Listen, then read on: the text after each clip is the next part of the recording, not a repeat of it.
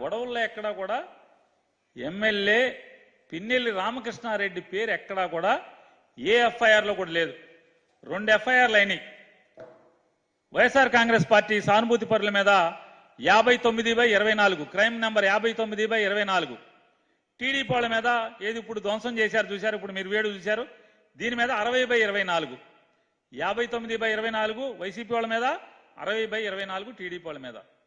59/24లో Karampudi SI హైకోర్టులో bail వచ్చిన తర్వాత ఆ రోజు సాయంత్రం కోర్టుకి 2 ముద్దాయిల్ని సబ్మిట్ చేస్తూ ఎమ్మెల్యే గారు కూడా ఆ గొడవలో ఉన్నాడు, ఎమ్మెల్యే చెప్తేనే మేము వెళ్ళి గొడవ చేశాము అని ఒకరితో 161 స్టేట్మెంట్ సంతకం పెట్టించినట్టుగా ఎమ్మెల్యే పేరు ఎప్పుడు వేస్తాడు?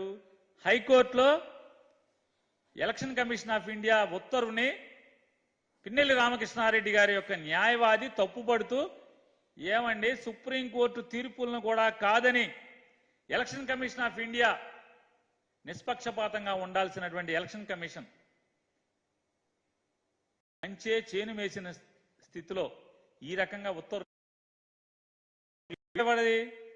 ఎలక్షన్ సీఈఓ ఇచ్చాడా? సీఈఓ పంపలా? లేదా పోలీస్ డీజీపీ ఇచ్చాడా? లేదు. ఎస్పీ ఇచ్చాడా? లేదు. జిల్లా ఎన్నికల అధికారి ఇచ్చాడా? లేదు. కనీసం ఆర్ఓ ఇచ్చాడా? ఇవ్వలేదు. ప్రిసైడింగ్ ఆఫీసర్ ఇచ్చాడా? ఎవడు ఇవ్వలేదు.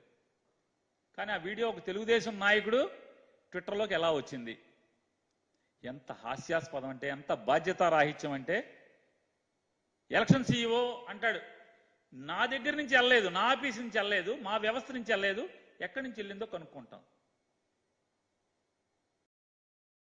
ఉన్నతాధికారివి, చదువుకున్నావు, రాజ్యాంగబద్ధమైనటువంటి ఒక సీట్లో కూర్చుని ఉన్నావు,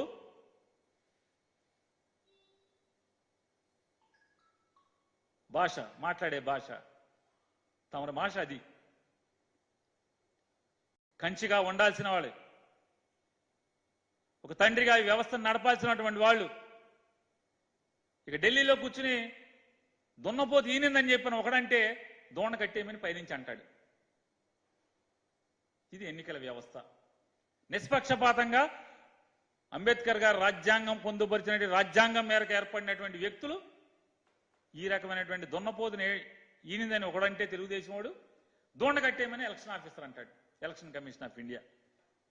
దున్నపోతేంటి, ఏంతమేంటి అనేది కూడా ఎక్కడ ఆలోచన లేదు. ఈ రకమైనటువంటి పక్షపాత ధోరణితో వ్యవస్థలన్నీ ఈ రకంగా నడుస్తూ ఉంటాయి. ఎమ్మెల్యే గారిని ఏదైతే కోర్టు రక్షించిందో ఈ పోలీసు వ్యవస్థ నుంచి తెలుగుదేశం పార్టీకి లొంగిపోయినటువంటి ఈ ఎన్నికల వ్యవస్థ కానీ లేదా పోలీసు వ్యవస్థ, పల్నాడు ఏరియాలో లొంగిపోయినటువంటి పోలీసు వ్యవస్థకి కోపం వచ్చింది. వెంటనే కోర్టు రక్షించింది కాబట్టి మనం